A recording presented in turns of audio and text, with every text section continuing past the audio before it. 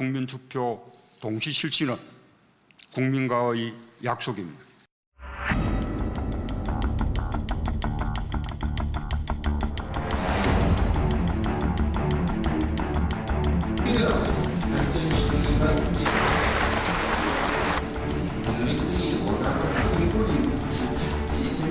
지방인권국가라.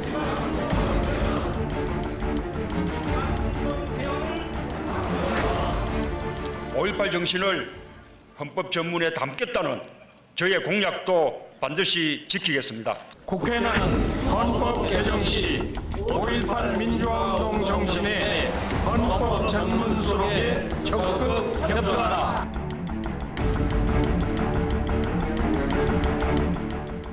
시청자 여러분 안녕하십니까? 갑론을박 박수인입니다.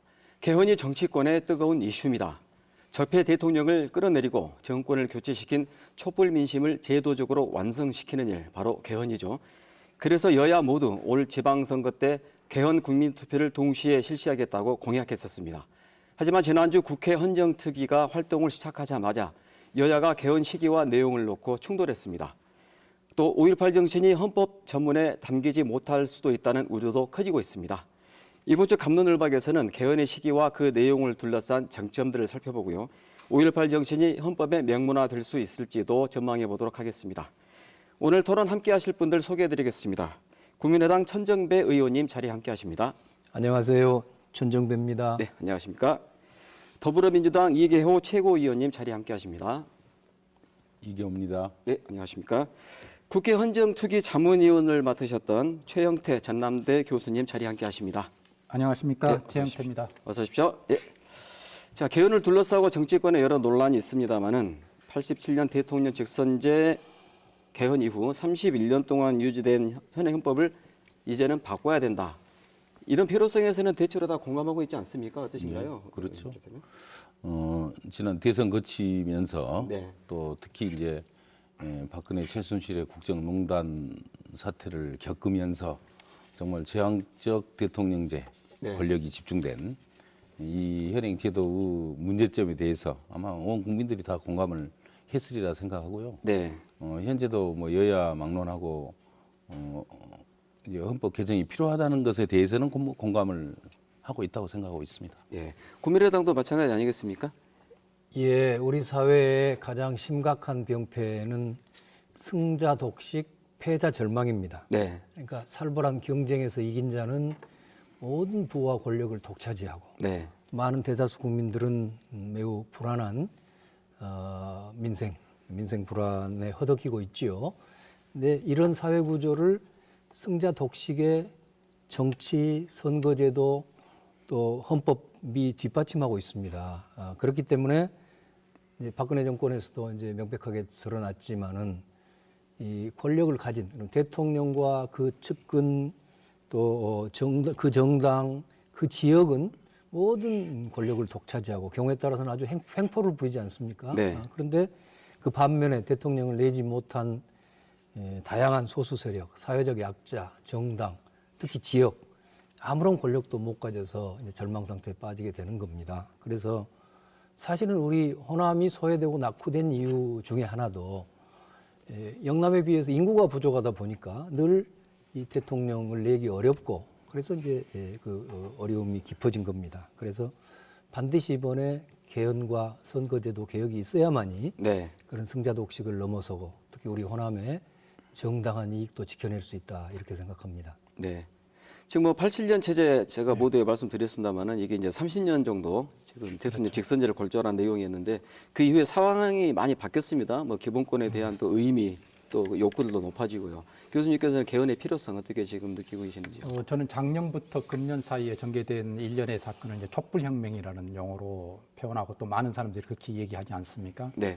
촛불혁명은 3단계 과정을 거친다고 생각합니다. 첫 번째 단계는 헌정 질서를 유린한 박근혜와 그 일당을 유린하는 것이고, 징벌하는 것이고, 네. 이것은 어느 정도 진행이 되고 있죠. 네. 두 번째 단계는 민주정부를 수립하고 국정 전반에 걸친 대대적 개혁을 단행하는 것이고, 이것은 지금 현재 진행 중이고요. 네. 세 번째는 최고 규범인 헌법 속에 이런 변화들을 담는 것이죠. 보면은 네. 역사적으로 큰 혁명이 있고 나면 대개 이제 그것을 담는 개헌이 이루어지는 그래서 우리의 어떤 개헌은 네. 촛불혁명의 어떤 완결판이고 따라서 우리의 과제라고 저는 생각을 합니다. 네. 그런데 이제 그 사실 이런 이유 때문에 지난 대선 때도 여야 모두 이 개헌을 공약을 했습니다. 그 시기도 6월 지방선거 때 같이 하겠다고도 거의 그렇죠. 예, 같은 공약이었던 것 같은데 지금 이제 막상 논의가 시작되자마자 여야 간에 또 서로 간에 또 의견이 생기고 있습니다. 네. 지금 자유한국당에서 가장 크게 반대를 하고 있는 것이죠. 여기에 대해서 어떻게 보십니까? 이제 지방선거 때 개헌안을 네. 같이 국민투표에 부의를 하자는 건 뭐 지난 대선 과정에서는 여러 차례 또 여러 당들이 네. 의견을 뭐 같이 했던 것 같던데 이제 와서 보니까 이제 각 당의 정치적 이해가 엇갈린 거죠. 네. 같이 이 지방선거와 이 국민투표를 같이 실시를 하는 게 유리한 세력도 있을 수가 있고 또 그게 상당히 불리한 또 정치 세력도 있고 그러니까 각 당의 이해관계에 따라서 지금 뭐 다 엇갈리고 있어서 네. 지금 현재 상황으로 볼 때 예측을 해보면 예단할 수는 없습니다만은 지방선거 때 개헌한 국민투표에 부의하는 건 뭐 사실상 쉽지 않지 않겠느냐 이렇게 보고 있습니다. 대통령은 연초 기자회견에서 예. 국회에서 개헌안을 만들지 못하면 2월 말까지 정부가 준비할 수도 있다 이렇게 해서 최소한도 개헌안을 그러니까 예. 이제 전문은 이제 헌법 정신 아니겠습니까? 그래서 정신 부분 그러니까 전문하고 기본권 정도 네. 그런 정도까지의 한정해서 최소한도 개헌안을 뭐 낼 수도 있다는 그런 의견을 대통령께서 하신 걸로 네. 그렇게 알고 그걸 있습니다. 이제 그건 해석해 보면은 6월 개헌 투표를 꼭 해야 된다면 하겠다. 예. 예, 그런 뭐 의지를 내비친 걸로 저희들은 그렇죠. 해석합니다만은 공약이니까 이제 공약 차원에서 네. 뭐 공약자 책임의 원칙이라는 게 있잖아요. 네네. 공약을 했으면 그걸 이제 문재인 대통령 역시 공약을 했기 때문에 네. 꼭 그 책임 있게 지켜나가겠다는 그런 의지라고 봅니다. 네. 국민의당에서도 6월 개헌에 대해서는 지금 강하게 주장을 하고 있는 상황이죠. 어떻습니까? 지금 예, 당내 분위기는요? 저희도 뭐 원래 공약한 대로 네. 지방선거 때 꼭 개헌 국민투표 해야 한다고 생각합니다. 근데 문제는 네. 자유한국당이지요. 네. 그런데 아시다시피 개헌을 하려면 국회의원 200명 이상이 찬성해야 되지 않습니까? 발의할 때요. 예. 아니, 의결할 때. 예, 개헌안 의결할 때. 그러니까 자유한국당이 반대하면은 개헌이 될 수가 없습니다. 네. 그러니까 이제 대통령께서 답답하셔가지고 이제 대통령이 발의라도 하겠다는 네, 아까 네. 의사를 비치셨는데 그렇다 하더라도 국회에서 의결이 안 되면은 개헌 국민투표 못 가는 거죠. 네. 그런 점에서 저는 현재로서는 지금처럼 해서는 6월달에 개헌 국민투표는 어렵다고 사실상, 봅니다. 예. 그래서 이제 어떻게 해야 되느냐. 그래서 저는 먼저 대통령께서 그리고 여당인 민주당에서 좀 더 주도적으로 선도하고 앞장서야 한다고 생각합니다. 그러니까 지금 보면은 개헌에 대해서 대통령의 뜻은 확실히 있으신 것 같고요. 그러나 민주당은 아직 당론도 내놓지 않고 있습니다. 그래서 우선 정부 여당이 당론도 정하고 그것을 확실한 방침을 가지고 좀 주도해 나가면서 네. 자유한국당까지도 함께 할 수 있는 그런 협상, 네. 뭐 그런 것을 끌어내야 되지요. 그렇기 전에는 매우 어렵다 이렇게 보입니다. 민주당 추미애 대표께서 그 이달 말까지는 어떻게든지 민주당 안에 당내 개헌안을 만들겠다. 그리고 야당과 협의를 시작하겠다라고 이렇게 예. 얼마 전에 보도가 됐습니다. 지금 이제 우리 당 안을 만드는 데 있어서도 가장 뜨거운 부분은 결국 이제 권력 구조를 어떻게 만들어 나가느냐인데 네. 예, 그런 점에 있어서 우리 당내 122명 의원들이 전부 생각이 뭐 각양각색이기 때문에 네. 지금 사실은 통일된 안을 내기가 쉽지 않는 그런 상황이긴 합니다. 네. 마침 지난 금요일 추미애 대표께서 최고회의에서 이런 지시를 하더라고요. 네.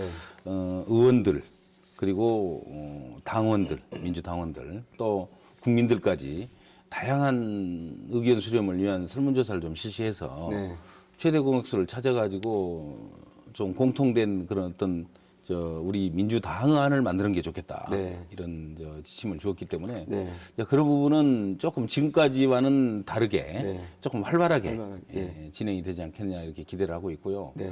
그런 과정에서 저 개인적으로도 하루빨리 우리 민주당안이 방금 천정배 의원님께서 네. 말씀을 해주신 대로 우리 민주당의 당론이 빨리 확정이 돼서 네. 조금 개헌안 추진 자체를 추동해 나가는 그런 모습을 좀 보일 필요가 있다 이런 데 대해서는 전적으로 동감을 하고 있습니다. 예, 어차피 여당이 책임 있는 자세를 갖고 좀 밀고 나가야 된다 그런 지적이신 것 같고요. 예, 그와 관련해서 제가 한 가지 네. 붙인다면요. 사실은 문재인 대통령께서 이미 답을 제시해 놓고 계십니다. 네, 문 대통령은 아마 그분 자신의 생각은 4년 중임제 대통령제입니다. 언급을 했었죠 예, 기자회견 때. 그렇지만 예, 대통령께서 그 민심 그대로 선거제, 민의를 정확하게 반영하는 선거제도 개혁을 이룬다면 분권형도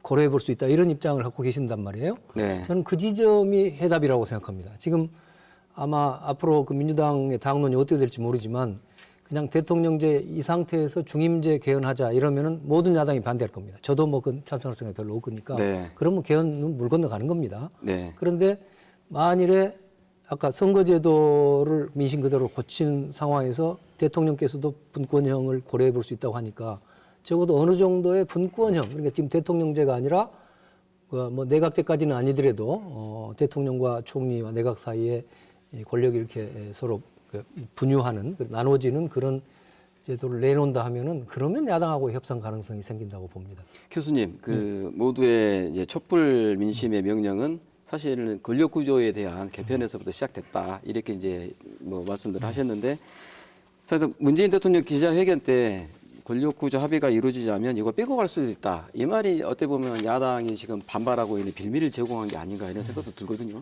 권력 구조 개편에 대한 그런 논의 자문위원회에서 많이 있었습니까? 어떻습니까? 그렇죠. 지금 현재 개헌특위 자문위원회가 구성돼서 1년이 되었거든요. 네.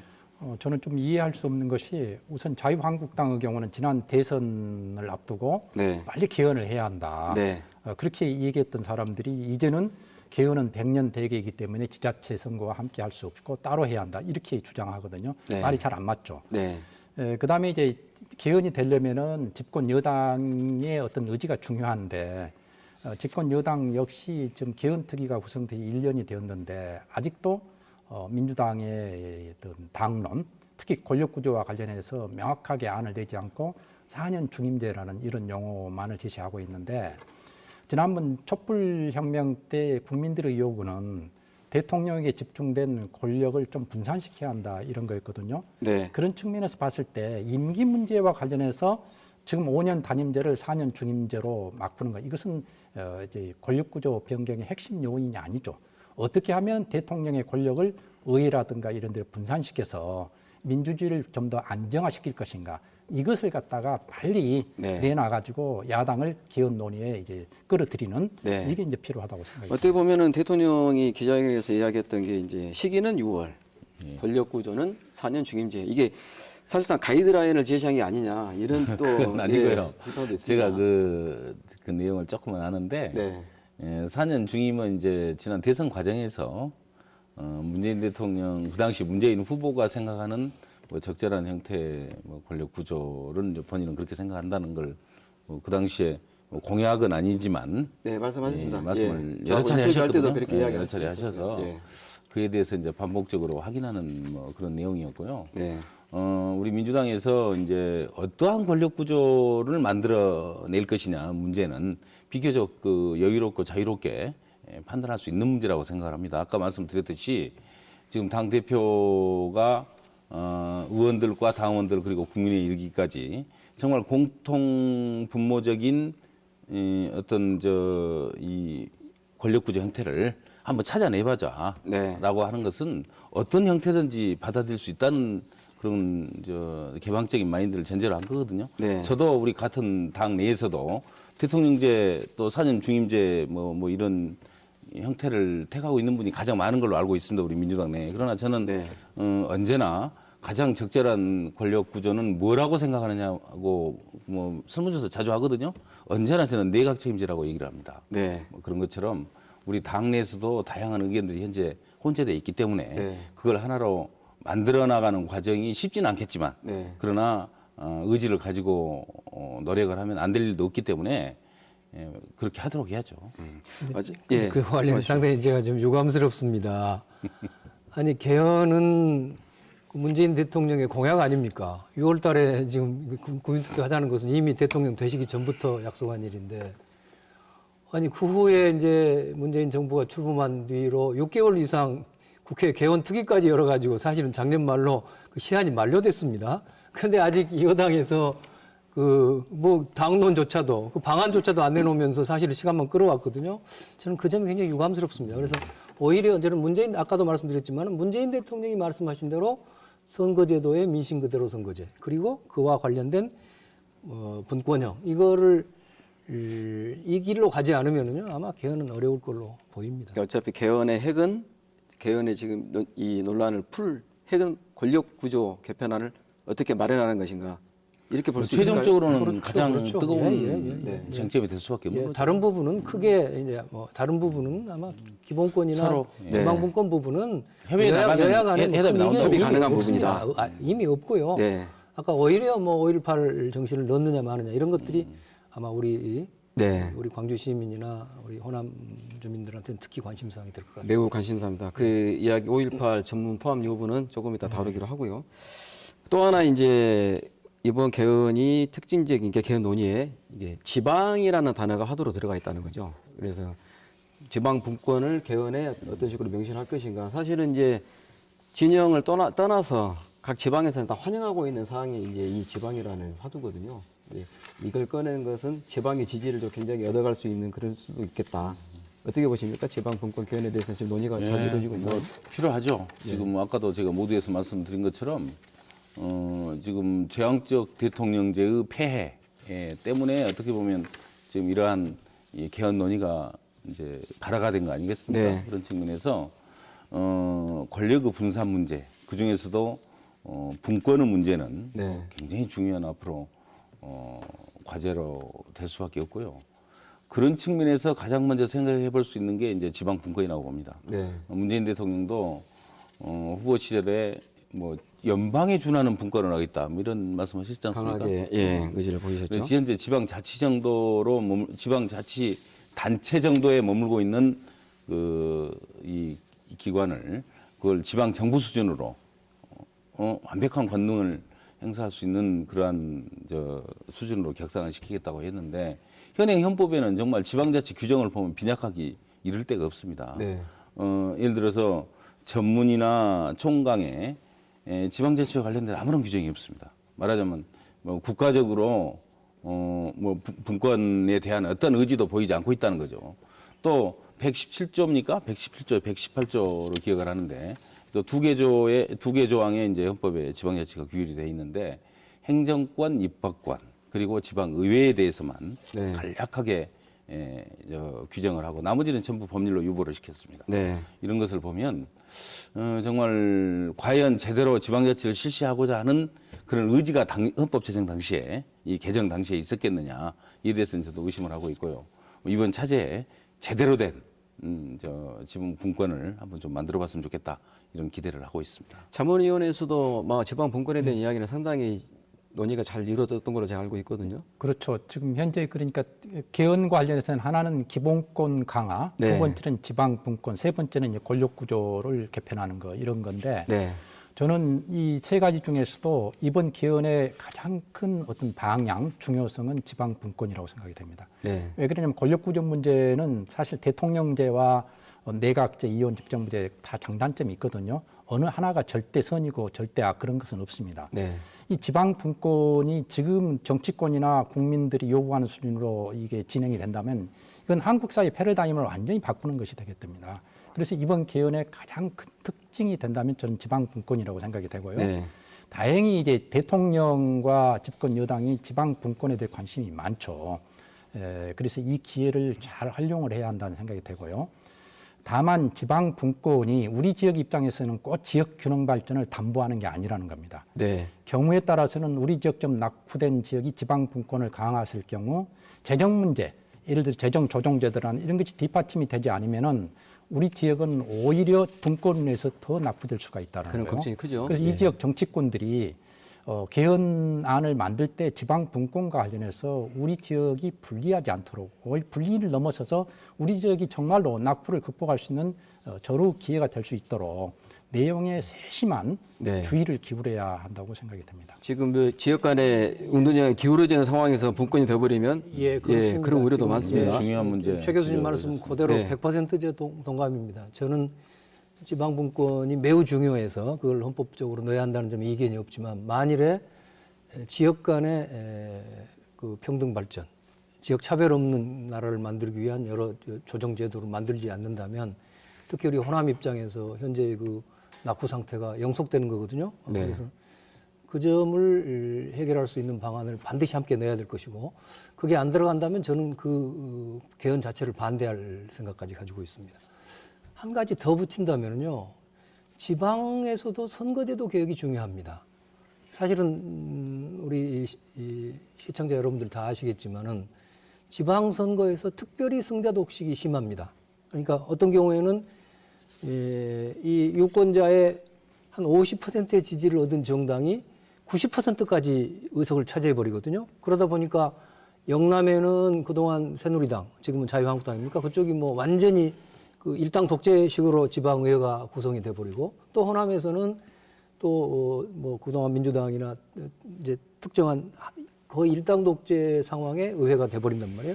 이것들을 해결하지 않고 지방 분권만 강화시킨다면 그야말로 자치단체장의 독재를 허용해 주는 길이 되기 때문에 반드시 지방선거 제도도 민심이 정확히 반영되는 각 정당이 유권자로부터 받은 득표의 비율대로 의석이 배분되는 그런 민심 그대로 선거제도가 도입돼야 한다. 그걸 강조하고 싶습니다. 그런 선거 제도가 헌법에 명시될 수도 있는 부분인가요? 아니면 그는 그렇습니다. 선거법 개정을 통해서도 할 수 있는 아닙니다. 부분? 물론 예. 예. 그러니까 이제 지금은 선거법 개정으로 충분하지만 네. 이번에 아마 그 자문위 안에서도 그 헌법에 아예 들어가 있습니다. 비례성. 그러니까, 비례성. 그러니까 그런 게 논의가 예, 되셨습니까? 민심 그대로 말하자면 민심 그대로 국민들이 비례성. 예. 국민들의 민의에 비례해서 네. 그 의회 의석이 정해지도록 그 비례성을 높여야 된다 하는 그 조문이 들어가 있습니다. 네. 지방 분권 관련해서 한 말씀만 더 드린다면요. 네. 지금 우리가 이 국회의원 선거 때마다 이 지역 선거구가 하나 둘씩 줄어들고 있지 않습니까? 아마 네. 다음 선거 때도 또 한두 석 줄어들 것 같아요. 네. 이런 식으로 하다 보면은 이제는 국회에서마저 지방의 권익을 대변받기가 쉽지 않은 완전히 수도권 중심주의로 갈 수 있다 이거죠. 네. 그리고 지방 분권이 제대로 되려면은 저는 이번에 반드시 양원제가 되고 그 중에 상원은 지역의 토대를 둔 국회가 되도록 해야 한다고 생각이 됩니다. 그렇게 되어야 지방 분권을 법률을 넘어서서 이걸 갖다가 견인해 낼 수가 있는 것이죠. 자문위 같은 경우는 수도권 출신들이 대부분이지만은 자문위 의원들의 대부분은 양원제를 지지하고 있습니다. 그래서 네. 자문위 안에도 양원제가 들어가 있는데 네. 문제는 국회의원들이 양원제에 대해서 소극적이라는 거예요. 그 중요 이유가 아마 양원제를 하게 될 경우 국민들은 국회의원서 증언을 반대하는데 거기에 이제 할애를 해야 하기 때문에 복잡해지고 그래서 네. 그런 것 같은데 저는 우리나라 국회의원 수가 인구 비례에 비했을 때 OECD에서 굉장히 적거든요. 그래서 이번 기회에 정치 발전을 위해서 그리고 지방 분권을 제대로 하기 위해서는 양원제가 필요하다는 측면에서 저는 국회의원 숫자를 늘리는 한이 있더라도 반드시 양원제를 도입해야 한다. 특히 우리 지역 국회의원들이 양원제 도입 문제에 대해서 좀 관심을 많이 가졌으면 좋겠다는 부탁드리고 싶습니다. 네. 아까 재정 문제, 네네. 지방 재정 문제 굉장히 중요한 지방자치 성공의 관건이거든요. 지방 분권에. 예, 그렇죠. 지금 현재 헌법 규정에는 지방 재정에 대한 어떤 규정이 없어요. 네. 그래서 앞으로 반드시 이제 그런 부분도 함께 헌법을 개정할 때 담겨야 된다고 보고요. 지난번 이 개헌 자문특위입니까? 거기에서 이제 나온 안을 보니까 이 재정력을 강화하기 위해서 두 가지 제시를 했더라고요. 네. 과세 자주권. 그러니까 현재 지금 조세 법정주의에 의해서 세목을 새로 신설을 하려면 법률에 의해서 해야 되기 때문에 국가만 할 수 있습니다. 네. 그래서 그걸 지방 정부에 넘겨준다. 지방 정부에도 같이 허용한다. 뭐 그런 취지가 담겨 있고요. 그다음에 방금 저 두 분께서도 말씀을 주셨습니다마는 소위 그 지방재정 조정제도 현재 특별교부금 네. 제도가 있지 않습니까? 이 제도를 조금 활성화해서 네. 현재 지금 일반 보통세의 19.24%를 지금 교부세로 해서 이제 지방에다 교부를 하는데 네. 그걸 좀 대폭적으로 올리자 이런 정도가 나와 있더라고요. 그런데 저는 이제 그걸 보면서 굉장히 염려를 했습니다. 방금도 말씀이 나왔습니다만은 과세 자주권 문제는 결국은 이제 국세와 지방세 간의 경계를 조정하는 문제인데 방금 말씀을 하셨듯이 우리 호남처럼 상대적인 낙후 지역의 경우에 국세도 굉장히 적거든요. 적은 데서 적은 국세도 다른 지역에 비해서 적지 않습니까?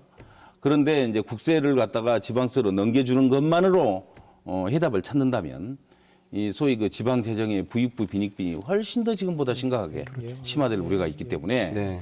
그런 점이 있어서 소위 아까 그 조정제도를 획기적으로 확대하고 네. 그렇게 해서 그 조정 재원을 의존 재원이 아닌 자체 재원화하는 그런 어떤 획기적인 방안이 나오지 않으면 지방자치, 지방분권 성공하기가 어렵다고 생각합니다. 뭐 그런 내용을 또 만들어 가는 것도 이제 국회에서 할 일이니까요. 그런 부분이 좀 예. 빠져 있어서 예. 저도 이제 우리 당에 그 관련된 분들한테 그런 제안을 한 적이 있습니다만은 네. 앞으로 좀 우리 지역에서 특별한 관심을 좀 가져야 할 분야가 아닌가 이렇게 생각합니다. 지방 네. 재정 조정조도를 법률이 아니라 헌법 속에서 그걸 갖다가 명확하게 규정을 강화한다. 해야 합니다. 예, 그렇습니다.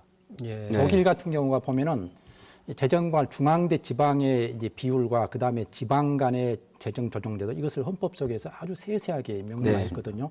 그리고 이제 독일 같은 경우는 국민들의 지역 간 행복권까지도 네. 헌법 속에 명문화시켰고 거기에 맞춰가지고 이제 경제 부분과 정책을 갖다가 조정하는. 그래서 우리 지역들이 특히 맞습니다. 그 부분에 관심을 가져야 할 것 같습니다. 그러니까 그 독일 같은 경우 우리 같으면 총강의 네. 소위 보충성 원칙 이것은 이제 재원도 마찬가지고 사무도 마찬가지입니다만 모든 일을 처리하거나 모든 재원을 마련할 때 우선적으로 지방 정부가 다 가져가고 네. 지방 정부가 할 수 없는 일만 국가가 담당한다. 그렇죠. 재원도 마찬가지고 그러한 보충성 원칙을 이 헌법 원칙으로 총강에 명기를 하고 있습니다. 그래서 우리도 이제 그런 게 필요한 거죠. 지방분권 헌법이 예, 개헌해야 되는 간략한 예, 목적이 예. 지방의 주민들의 삶이 실질적으로 향상된다는 거 아니겠습니까? 그렇죠. 저는 그래도 사실 걱정입니다. 네. 걱정인 게 아까 이제 최 교수님 말씀대로 헌법에 세세하게 규정한다 하더라도 헌법은 아무래도 한계가 있습니다. 그러면 결국은 입법에 의해서 그런 이제 조정이 이루어져서 우리 호남처럼 낙후된 지역일수록 더 많은 재정을 가져야 네. 마땅하단 말이에요. 근데 이게 이제 그것을 과연 입법을 통해서 담보할 수 있을 것인지 보장이 될 것인지 하는 문제는 간단치 않은 문제라고 생각합니다. 그래서 그 점은 좀 우리가 훨씬 더 깊은 관심을 가지고 네. 추진해야 되겠습니다. 예. 그래서 이제 그 방금 말씀하셨지만은 그 지방 분권에 대한 지방의 요구들은 굉장히 크고요. 이거 뭐 비단 이제 물론 이제 균형 발전을 위한 여러 가지 방금 말씀하셨던 안전장치를 만들어야 된다는 것을 전제하고요. 뭐 관주뿐만 아니라 다른 데서도 이 지방 분권이 포함된 개헌에 대한 욕구들은 굉장히 강합니다. 그런데 아까 말씀하셨던 권력구조 개편 이게 이제 배제가 될 경우에 이 내용만 가지고 개헌이 가능할지 그리고 6월 달에 이게 이제 과연 지방선거 같이 이루어질 수 있을지 여기에 대해서는 지금 세 분 다 확신을 못 하는 것 같아요. 어떠십니까? 교수님 그 보시기에는? 권력구조 문제에 대해서 한 말씀 드린다면요. 예. 자문위원회에서 이 권력구조안에 대해 두 개의 안을 만들었는데 하나는 대통령 중심제와 또 하나는 이제 분권형 정부, 그것을 흔히 이제 이원 정부제라고 부르죠. 근데 그 대통령제 안을 얘기한 사람들은 지금 현재 민주당하고 좀 많이 교감을 하면서 그걸 만든 것 같아요. 그 쉽게 말하면은 미국식 대통령제입니다. 즉 국회가 지금보다 예산 심의권을 훨씬 많이 갖고 그다음에 고위공직자에 대한 인준권을 국회가 갖는 이런 식으로 해서 대통령의 권력을 국회가 이제 견제하는 이런 방식이죠. 여기에 이제 임기제로서 4년 중임제가 첨가되는. 그런데 이 민주당에서 그렇게 대통령 권력을 국회로 많이 이관하는 예산 심의권 이런 부분들은 얘기하지 않고 4년 중임제를 중심으로 얘기하니까 제대로 전달이 안 된 것이고요. 그래서 저는 그 미국식의 대통령제만 되더라도 우리의 어떤 그 헌법 구조, 권력 구조를 획기적으로 바꾸는 것이 된다고 생각이 되고요.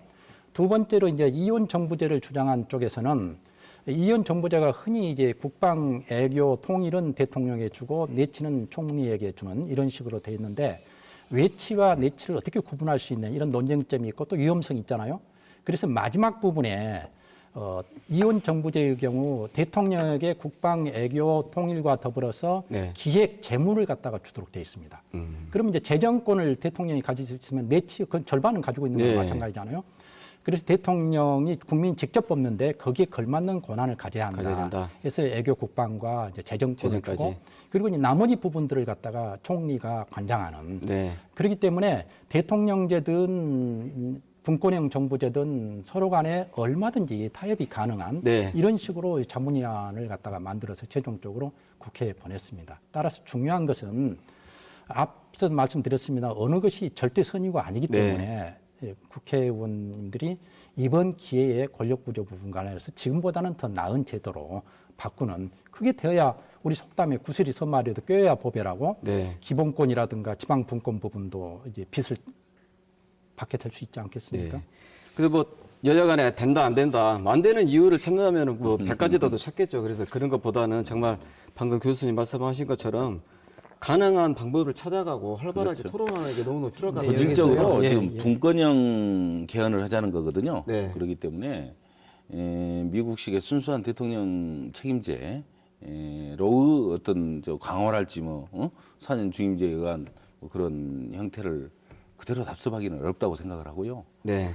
국민적 합의를 얻으려면 상당 부분 대통령 권한을 지방으로가 됐던 계층제 내에서가 됐던 정부 내에서가 됐던 상당한 정도의 분권이 이루어져야만이 네. 국민적 합의가 가능할 것이다 이런 생각을 해봅니다. 예, 그 이계 의원님은 민주당 의원 중에서는 가장 말하자면 저희와 같은 생각이신 것 같습니다. 아니 제가 아까도 그, 말씀드렸듯이 저는 예. 지금도 여전히 예, 내각 예. 책임제 저도 개인적으로 내각 책임제가 옳다고 네. 생각합니다. 그 개헌특위 의원 중에서 민주당 의원님들도 많은 그 부분들이 상당 부분이 내각제라든가 이런 걸 네. 얘기하는 우리 당의 한 3분의 1 정도는 내각제를 그러더라고요. 찬성하고 그러면은 있습니다. 저는 이렇게 국민의당과 민주당이 이제 뜻을 모아 가지고 자유한국당을 이렇게 설득하고 자유한국당에서 예. 대통령 문재인 대통령이 후보 시절에 4년 중임제 얘기를 하셨기 때문에 네. 그걸 가이드라인으로 정해준 양 이렇게 이제 계속 얘기를 하는데 그건 전혀 아니고요. 네. 다양한 의견들이 현재 합의를 못 보고 있을 뿐이지 네. 그렇게 현재 산재되어 그러니까, 있다는 얘기. 그러나 지금의 우리 국회도 정당에 의해서 움직이지 않습니까? 네. 그래서 사실은 우리가 아무리 진선진미한 거더라도 아까 제가 말씀드렸습니다마는 국회의원 200명 이상의 찬성이 있어야 네네. 우리가 개헌이 되는 거기 때문에 자유한국당까지 끌어들이지 않으면은 이거 안 되는 겁니다. 아무리 우리가 조언안을 만들어도 네네. 그 점이 굉장히 큰 이제 장애물인데요. 그래서 아마 대통령제를 설령 미국식이라 하더라도 그걸 고수하려는 정도로는 아마 야당과의 어렵다고 타협은 네. 어렵다고 봅니다. 그런 점에서 대통령과 민주당에서는 과감하게 분권형 제도를 도입하겠다는 생각을 가지셔야 될 것 같고 네. 또 야당도 그 점에 관해서는 또 다른 대통령이 관심을 많이 갖고 계시고 우리도 찬성하는 그 선거제도 개혁에도 좀 더 적극적으로 나서고 이렇게 서로 주고받기가 이루어지는 것 이것이 저는 유일한 네. 사실 현실적인 길이라고 봅니다. 어차피 권력구조 개편은 국민과의 약속이고 또 국민들의 명령이기 때문에 자유한국당에서 반대하는 이유를 하나하나씩 없애가는 이런 노력이 아마 개헌을 관철시키는 방법이 아닌가 싶습니다. 저희가 또 하나 지금 말씀을 안 해야 될 게 5.18 문제입니다. 지금 대통령 공약이기도 하고요. 5.18 정신을 헌법 전문에 수록하겠다. 근데 자문위 안에서 그게 빠졌단 말이에요. 교수님이 어쩌다 그게 빠진 그러니까 겁니까? 개헌특위 자문위원회는 6개 네. 분과가 있거든요. 그 중에서 이제 5.18 전문 부분을 다루는 게 기본권과 총괄 분야입니다. 보면은. 근데 여기에서 5.18이 빼지고 4.19와 6월 항쟁 정신을 잇는 이렇게 이제 문건이 만들어져서 전체 회의에 이제 회부가 되었습니다. 네. 전체 회의에서는 5.18 정신을 집어넣어야 한다 이런 의견들이 있었거든요. 그러면서 이제 기본권 파트에다가 이 부분에 대한 재검토를 요구를 했는데 기본권 파트에서 다시 회의를 해가지고 원안을 갖다가 고수하는 식으로 이렇게 됐어요. 그래서 이제 자문위원회에서는 5.18이 빠졌던 것이고 저는 이제 그걸 보고 바로 이 강조의 5.18 단체들이라든가 시라든가 이런 데다가 이렇게 빠졌으니 빨리 대책을 세워야 네네. 한다. 이런 얘기를 하고 그랬었죠. 자문위 권고안을 보면은 기본권 부분이랄지 여기는 상당히 진보적인 내용들로 많이 채워져 있더라고요. 근데 5.18이 헌법 전문 수록에서 제외됐다는 것은 상당히 저는 의외로 받아들였습니다. 의원님께서는 어떻게 좀 민주당에서 많이 노력을 하셔야 될 것 같아요. 예, 제가 그래서 우리 당에 참가했던 자문위에 네. 참가했던 의원들한테 항의를 했는데 하필 이제 이 전문 부분, 네. 전문 부분에 그때 이제 관련 좀 된 의원이 없었더라고요. 위원이. 아, 예. 위원이 소위원회로 이렇게 나뉘어 네, 있다 보니까 네. 빠져 있어가지고 우리 이 지역의 이 절실함 또 문재인 대통령이 약속한 사항 아닙니까? 대통령 뭐 제가 늘 공약이었습니다. 얘기합니다만은 문재인 정부가 5.18 광주 민주화운동 연장선 그 위에 서 있다고 대통령이 선언을 했는데 이걸 정말 철저하게 챙기지 못한 것은 저는 불찰이라고 생각을 하고요. 네. 앞으로라도 이제 뭐 직접 이제 개헌안을 만드는 과정에서는 뭐 절대 절명의 과제로 수호해 나가야 된다고 생각하고 있습니다. 어차피 자문위 그럴 의지는 가지고 있다는 것을 확인했습니다. 네, 자문위안은 어차피 공고안일 뿐이니까요. 어차피 그 안을 만들어내는 것은 국회에서 하는 거 아니겠습니까? 예, 그렇긴 합니다만은 우선 제가 자문위 속사정은 저도 뭐 자세히 알 수가 없습니다만은 네.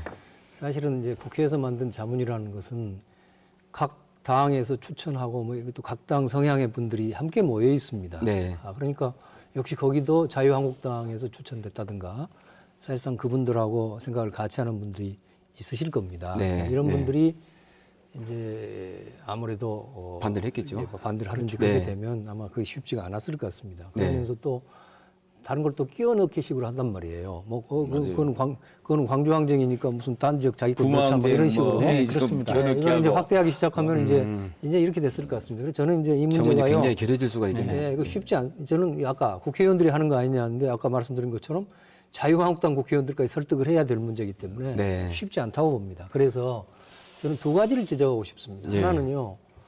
사실은 박근혜 대통령에 대한 탄핵 소추가 200명 이상이 넘어서 됐지 않습니까? 국회에서. 네, 네, 네. 그것은 이제 촛불 국민들의 압도적인 말하자면 압력에 의해서 된 거지요. 네. 그래서 이 5.18 정신을 헌법에 넣기 위해서는 그에 준하는 우리 자신의 엄청난 노력이 있어야 한답니다. 있어야 합니다. 그러니까 네. 얼마 전에 이제 우리도 지금 100만인 서명운동도 서명운동도 시작이 됐습니다, 시작했는데요. 지금. 뭐 그런 예. 정도가 아니라 아마 이 문제를 위해서 다시 재작년처럼 뭐 매주일 뭐 금남로에 모이고 뭐 이런 정도의 우리의 큰 이 민심을 일으켜서 전국적으로 퍼뜨려야 한다는 생각이 들고요.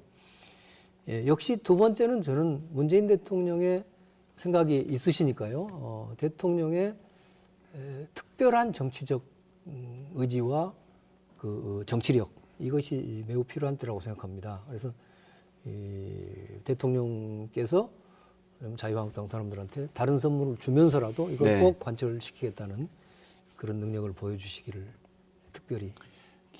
결국은 저도 정치력으로 풀어야 그건 될. 저 동감이고요. 원래 공약에 대해서는 공약자 책임 원칙이라는 게 있습니다. 네. 그래서 가장 열심히 이걸 반영시키기 위해서 노력해야 할 분이 네. 저는 공약을 하신 문재인 대통령이라고 생각해요. 네. 그래서 그러한 본인의 의지를 기회 있을 때마다 밝혀주시고 또 그러한 일이 실제 구현이 될 수 있도록 뭐 여당, 여야 의원들한테 촉구도 좀 해주시고 이렇게 할 필요가 있다고 생각을 하고요. 네. 제가 최근에 이와 관련해서 이 청와대 정무수석을 만나서 이런저런 의견을 나누면서 네. 5.18 관련해서 정말 청와대에서도 특별한 관심을 가지고 꼭 헌법에 반영이 될 수 있도록 기본 정신이 네. 노력을 해달라는 부탁을 한번 드린 적이 있습니다. 저는 거기에 이제 네. 덧붙여서 이 헌법 전문에 5.18 정신을 집어넣는 것은 정치권은 정치권대로 노력을 해야 하고 네. 또 이제 일반 사회는 사회대로 노력을 해야 하고요.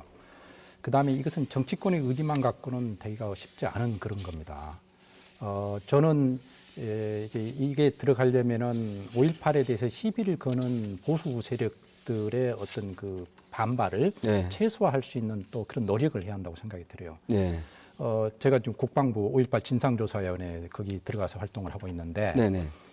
저는 이제 우리 국민들 속에서 5.18 때 북한군이 침투해서 사주했다 이런 얘기가 의외로 많이 퍼져 있는 것을 갖다가 발견했거든요. 네. 위원 중에서도 그런 걸 믿는 분이 있어요.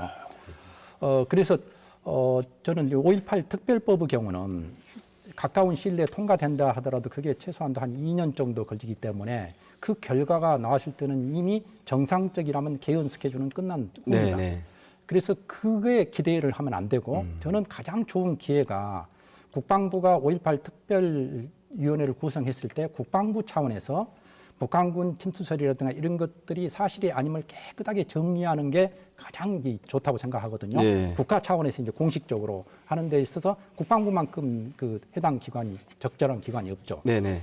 그런데 대통령께서 국방부 장관한테 이제 조사를 하라고 할 때 어떻게 했냐면은 헬기 사격과 전투기 무장 대기설 현안이 됐던 두 개 부분을 얘기를 하셨어요. 네. 그러니까 국방부 장관은 그대로 그 두 가지만을 가지고 네. 진상조사위원회 과제로 삼은 것입니다.